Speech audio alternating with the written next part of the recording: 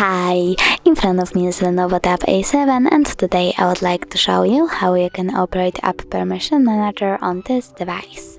First of all, go into Settings. Now choose Absent Notifications. Click on App Permissions and select one of the options, for example Location.